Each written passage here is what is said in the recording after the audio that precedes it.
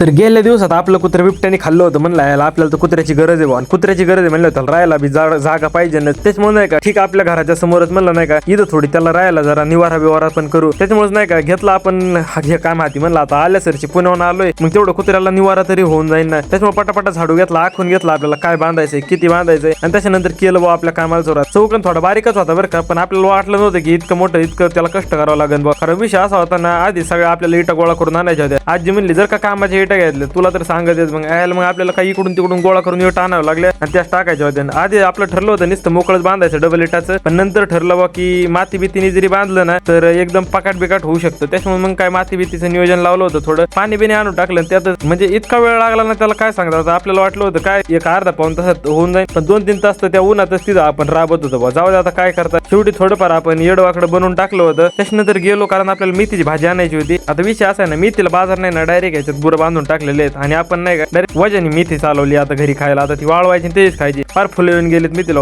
शेतकऱ्यांनी करायचं तर काय करायचं, जाऊ दे आता. त्याच्यानंतर आलो होतो इथं आपण दिलीप मामा सिद्ध कुत्रे न्यायला इथं आलो होतो. आता तुम्हीच सांगा बा कुत्र्याचं नाव काय ठेवायचं बा. म्हणजे तुमच्या वतीने एखादं जर असलं नाव तर तुम्ही आपल्याला सजेस्ट करू शकता. बाकी काही विषय नाही. कुत्र्याचं असं क्यूटचं नाव पाहिजे. आणि त्याच्यानंतर संध्याकाळी आपण चाललो होतो पप्पांना आणायला. आता आपण लाइटिंग बिटिंग लावलेली आहे. विषय असा आहे आपण जिकडून जातो का म्हणजे सुरेगाव फाटा ते विसापूर फाटा इथं संध्याकाळी प्रवास करायचा म्हणलं सगळ्यात अवघड गोष्ट असते. कारण 7 नंतर नाही का 7, 7:30, 8 नंतर नाही का तिथं जरा लुटमारीच्या पण गोष्टी होतात. त्याच्यामुळे नाही का जोडीदार बिडदारची म्हणजे तुम्ही जर तिकडे जात असताना कधी 8 नंतर 7 नंतर म्हणा 9, 10 वाजल्याच्या सुमारास तर तिथं एक 7, 8, 10, 15 पोरं असतात. ते थांबवत्यात, खांत्यात बिनत्यात, कार्यक्रम तुमचा राबवतात. जरी तुमच्याकडे काय नसलं तर 2 टोल्याला तुम्ही मुक्ता बस, बाकी काही विषय नाही. म्हणजे 2 टोले तुम्हाला जास्त खावं लागते. त्याच्यामुळे जर तिकडे जर जात असले तर जरा सांभाळूनच जात जा. कारण नाही का उग पैसे जाऊ देवा आपले 5-6 हजार 10 हजार गेले तर काय वाटत नाही, पण ते एखादा मार जर लागला जर कुठे डोक्या बिक्यात लागलं तर ते अवघड गोष्ट आहे. त्याच्यामुळे नाही का तिकडे जाताना तुम्ही सांभाळूनच जात जा. आणि म्हणजे गाडीचा आसरा एखाद्या 2 व्हीलरवर जात असताना तर एखाद्या 4 व्हीलरचा नाही तर टेम्पो वगैरेचा आसरा घेऊनच तुम्ही तिकडे जात जा. बस एवढंच सांग नाही. कारण तिकडे लुटमारीच्या गोष्टी होत्या 7 ते 10च्या दरम्यान आणि आपण लई वेळा अनुभवलेलं आहे हे एकदाच ना.